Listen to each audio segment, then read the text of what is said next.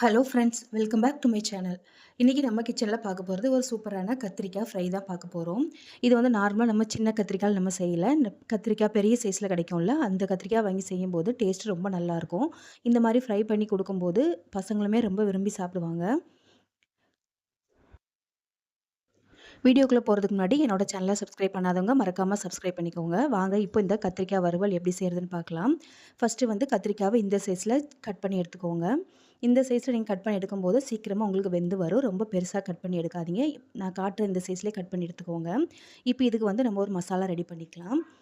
ஒரு 1 1/2 table spoon அளவுக்கு அரிசி மாவு எடுத்துக்கோங்க.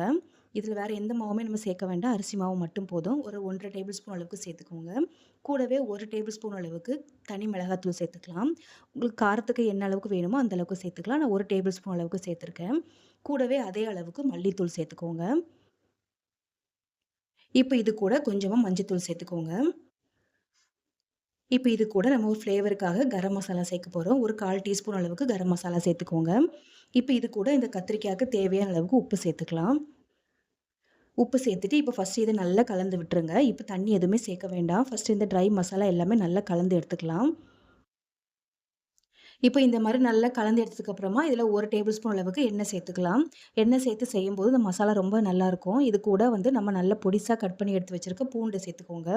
நான் நல்லா சின்னதா கிரேட்டர்ல வச்சு துருவி எடுத்துருக்கேன். நீங்க நல்லா தட்டி கூட சேர்த்துக்கலாம். இந்த மாரி எண்ணெய் சேர்த்துட்டு நல்லா கலந்து விட்டுருங்க. இதுக்கப்புறமா நமக்கு எவ்வளோ தண்ணி தேவைப்படுதோ அந்த அளவுக்கு சேர்த்துக்கலாம். கொஞ்சம் கொஞ்சமா தெளிச்சு தெளிச்சு சேர்த்துக்கோங்க. ரொம்ப தண்ணி ஆக்கிட்டீங்கன்னா, நமக்கு கத்திரிக்காய்ல வந்து மசாலா சேராது. அதனால எந்த அளவுக்கு கொஞ்சம் ஒரு தோசை மாவு பதத்தில இருந்தா இருந்தா போதும். அந்த அளவுக்கு இருக்கும்போது தான் நமக்கு நல்ல கத்திரிக்காய்ல படும். ஃப்ரை பண்ணி எடுக்கிறதுக்குமே நமக்கு நல்ல ஈஸியா இருக்கும். எனக்கு இந்த மசாலாவுக்கு இன்னைக்கு 1 டம்ளர் அளவுக்கு தண்ணி தேவைப்பட்டது. இப்ப பாருங்க இந்த அளவுக்கு நான் கரைச்சு எடுத்திருக்கேன். இந்த அளவுக்கு நல்ல பதமா இருந்தா தான் நமக்கு கரெக்ட்டா வரும். இப்ப நம்ம கட் பண்ணி எடுத்து வச்சிருக்க கத்திரிக்காய்ல நம்ம இந்த மசாலாவ எல்லாமே சேர்த்துக்கலாம். இந்த மாரி எடுத்து 2 பக்கமும் நல்லா தடவி எடுத்துக்கோங்க. நீங்க இதே மசாலாவ ட்ரையா கூட ஆக்கி கூட செய்யலாம். இந்த மாரி தண்ணி, எண்ணெய் எதுவுமே சேர்க்காம நம்ம ஃபர்ஸ்ட்டு பவுடர் எல்லாம் சேர்த்தோம்ல, அது மட்டும் சேர்த்து கூட இந்த மாரி 2 பக்கமும் தடவிட்டு கூட அந்த மாரி கூட செய்யலாம். இந்த மாரி செய்யும்போது இன்னுமே உங்களுக்கு டேஸ்ட் நல்லாயிருக்கும். இப்போ பாருங்க இந்த மாரி 2 பக்கம் நல்லா தடவி எடுத்தாச்சு. இதே மாதிரி எல்லா கத்திரிக்காயும் நம்ம ரெடி பண்ணி எடுத்துக்கலாம். இப்போ பாருங்க அவ்வளோதான் எல்லா இதுலயும் மசாலா தடவி ரெடி பண்ணியாச்சு. இப்போ இத வந்து நம்ம எண்ணெயில ஃப்ரை பண்ணி எடுத்துக்கலாம். இப்போ ஒரு அடிகனமான ஒரு பேன்ல தேவையான அளவுக்கு எண்ணெய் ஊத்திக்கோங்க. ஒரு 5லேருந்து 6 டேபிள் ஸ்பூன் அளவுக்கு எண்ணெய் ஊத்திக்கோங்க. இப்ப இந்த எண்ணெய் நல்லா சூடாகட்டும். நல்லா சிம்லயே வச்சு பொரிச்சு எடுத்துக்கோங்க. அப்பதான் நல்லா உங்களுக்கு வெந்து வரும். இப்ப எண்ணெய் நல்லா சூடானதுக்கு அப்புறமா நம்ம மசாலா தடவி வச்சிருக்க கத்திரிக்காய் எல்லாம் இதில நம்ம சேர்த்துக்கலாம். ரொம்ப மேல மேல சேர்க்க வேண்டாம். நமக்கு எந்த அளவுக்கு இடம் இருக்கோ அந்த அளவுக்கு பார்த்து சேர்த்துக்கோங்க. அப்பதான் நமக்கு திருப்பி விடுறதுக்கெல்லாம் கரெக்ட்டா இருக்கும்.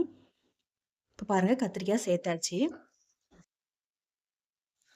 இப்ப இந்த கத்திரிக்காய் ஒரு சைடு நல்லா வெந்து வரட்டும். இதுக்கு வெந்து வரதுக்கு ஒரு 3 நிமிஷம் ஆகும். நல்லா சிம்லயே வச்சு ஃப்ரை பண்ணிக்கோங்க. இப்ப பாருங்க ஒரு 3 நிமிஷம் ஆயிடுச்சு. கத்திரிக்காய் நல்லா ஒரு சைடு நல்லா வெந்து வந்திருக்கு. இப்ப இத திருப்பி விட்டுக்கலாம். இது சீக்கிரமாவே உங்களுக்கு வெந்துரும். ரொம்ப நேரம் வைக்கணும்னு அவசியம் இல்ல. நம்ம இந்த அளவுக்கு மெல்லிசா கட் பண்ணி எடுத்து வச்சிருக்கிறதுனால சீக்கிரமாவே நமக்கு வெந்துரும். இப்ப பாருங்க எல்லாத்தையும் திருப்பி விட்டுட்டு மறுபடியும் ஒரு 3 நிமிஷம் வேக விட்டுறலாம். ஒவ்வொரு பக்கமும் நமக்கு ஒரு 3 நிமிஷம் ஆகும். அவ்வளோதான். மொத்தமே ஒரு 6லேருந்து 7 நிமிஷம் தான் ஆகும். நமக்கு கத்திரிக்காய் ரெடி ஆயிடும். இப்ப பாருங்க ஒரு 3 நிமிஷம் கழிச்சு மறுபடியும் நல்லா வெந்து வந்திருக்கு. அவ்வளோதான். இப்ப இத இனிமே எடுத்துறலாம்.